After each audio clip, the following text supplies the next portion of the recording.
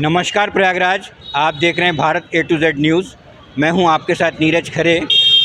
Asia का सबसे बड़ा इलाहाबाद हाई कोर्ट, इसका चुनाव 23 जुलाई को होना है और जो चुनाव की मतदाता की अंतिम प्रक्रिया पूरी करके जारी कर दिया गया है और जांच और समीक्षा के बाद कुल 9,199 मतदाता जो है वैध पाए गए हैं। तो एक बहुत बड़ा चुनाव इलाहाबाद हाई कोर्ट का होने वाला है और रिपीट कर रहा हूँ इस बात को, 23 जुलाई को ये चुनाव होगा। और अभी कोशिश करूँगा, प्रयास करूँगा कि चुनाव अधिकारी हाई कोर्ट के वरिष्ठ अधिवक्ता राधाकांत ओझा से बात करने का भी प्रयास करूँगा कि आखिर जो पूरी प्रक्रिया हुई है इसमें सारी चीज़ें उनसे डिटेल में जानने का भी थोड़ी देर में प्रयास करूँगा। जैसा कि एशिया का सबसे बड़ा हाई कोर्ट बार एसोसिएशन का चुनाव 23 जुलाई को होना है और कार्यकारिणी की अंतिम प्रक्रिया पूरी हो चुकी है और हमारे साथ बात करने के लिए मौजूद हैं पूर्व बार एसोसिएशन के अध्यक्ष एवं वरिष्ठ अधिवक्ता श्री राधाकांत ओझा जी मौजूद हैं। मैं उनसे जानने का प्रयास करूंगा कि आखिर जो पूरी प्रक्रिया है और कुछ इसमें जो मतलब 9,199 मतदाता वैध पाए गए हैं, तो क्या आप लोग की पूरी प्रक्रिया जो पूरी हुई है? देखिए, हमारे यहाँ बार का कार्यकाल जो होता है 1 साल होता है और 1 साल 1 महीने में चुनाव कराना होता है। तो 1 साल 1 महीने के अंदर चुनाव की प्रक्रिया पूर्व हमारे जो बार अध्यक्ष और सेक्रेटरी और उनकी कार्यकारिणी थी, उन्होंने प्रयास शुरू किया, लेकिन क्योंकि उनका कार्यकाल 13 महीने का पूरा हो गया तो इंटर कमेटी ने पावर लिया और हम लोगों को, हम चीफ CRO हैं, हमारे साथ अनिल जी, महेंद्र जी और वशिष्ठ जी, ये लोग RO हैं, रिटर्निंग अफसर्स हैं। और हम लोगों ने चुनाव की प्रक्रिया शुरू की है, जिसमें हमने टेंटेटिव लिस्ट पहले पब्लिश किया और उसमें जो हम लोगों का एक नियम है कि पिछले 3 साल 1 अप्रैल 22 से लेकर 31 मार्च 25 में हर साल 5 मुकदमा होना चाहिए। इसके डिसीजन लेते हुए अभी 9,199 लोगों का फाइनल हो गई है लिस्ट। कुछ लोगों के ऑब्जेक्शन आए हैं, 100-150 जो सप्लीमेंट्री लिस्ट के साथ जाएगा।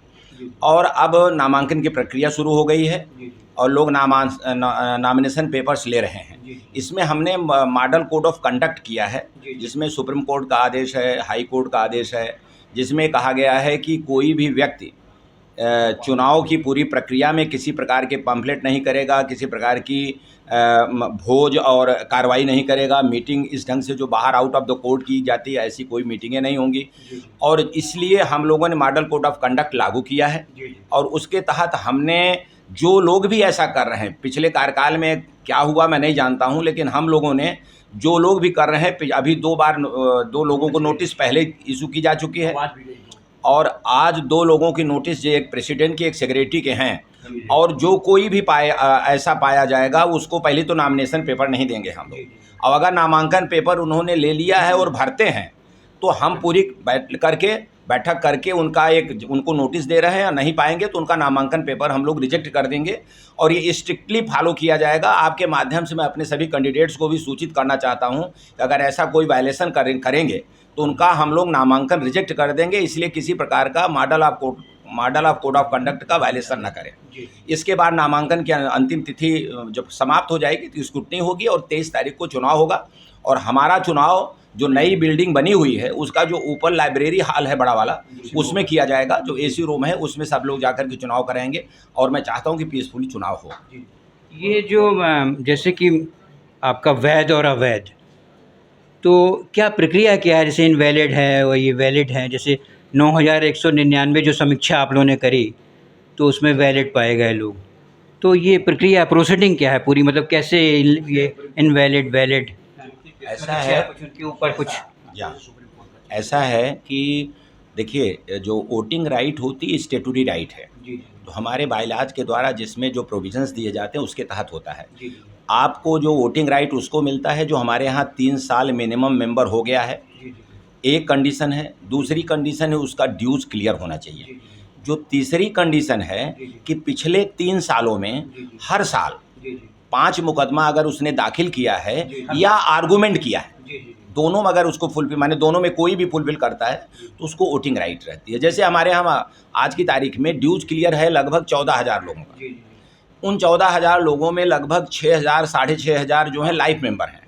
उस लाइफ मेंबर में पुराने जो बने थे, जो कभी भी यहाँ हाई कोर्ट नहीं आते, लगभग 3000 के आसपास से हैं, जिनको कि ऑलरेडी समाप्त हो गया, क्योंकि एक भी वो माने वोटिंग राइट उनको नहीं मिलेगा, मेंबर कंटिन्यू करते रहेंगे। अन्य लोगों का जो अन्य लोगों के बारे में जो हम लोगों ने स्क्रूटनी किया, तो तीनों कंडीशन अप्लाई किया। ड्यूज क्लियर है हमारे यहाँ, वो हर साल 3 मुकदमा दाखिल कर रहे हैं, और अन्य जो कंडीशंस हमारी फुलफिल कर रहे हैं, उसके स्क्रूटनी करने पे हम लोग पाए हैं कि 9199 लोग अभी तक वैलिड पाए गए हैं।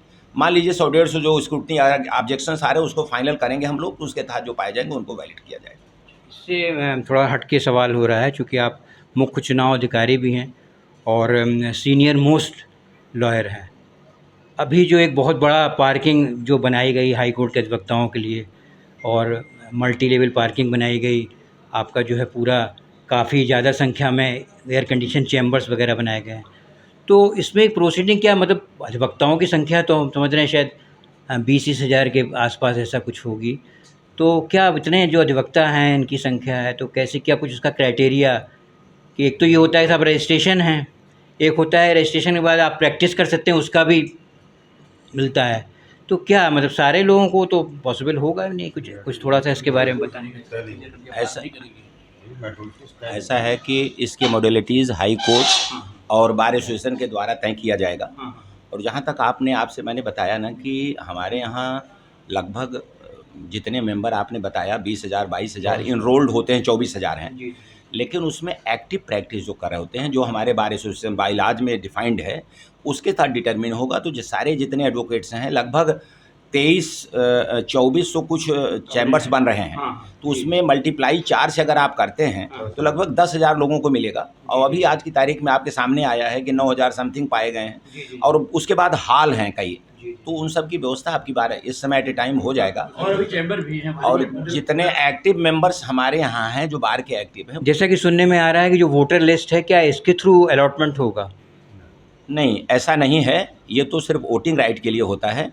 मॉडलिटीज़ जो फिक्स होंगी वो हाई कोर्ट के द्वारा और जो बार एसोसिएशन के माध्यम से होगा, उसमें लेंथ ऑफ प्रैक्टिस है, वर्किंग है, ये सब डिसाइड किया जाएगा। और ये तो सिर्फ एक चुनाव के लिए वोटर लिस्ट बनता है, इसलिए लोग कंफ्यूज ना हो कि इसके कारण ये जैसे मेंबर आप हैं, मान लीजिए कोई कारण मेंबर हैं आज नहीं आ पाए, या आपकी फ़ीस नहीं जमा हुई, बाद में आपने फ़ीस जमा कर दिया है, तो अब उसमें डिटरमिन होगा। आप प्रैक्टिस हमारे हैं, कंडीशनर हैं, तो electoral college not is a ground for allotment of the chamber, rather it will be fixed as per modality fixed by the High Court as well as the Bar Association.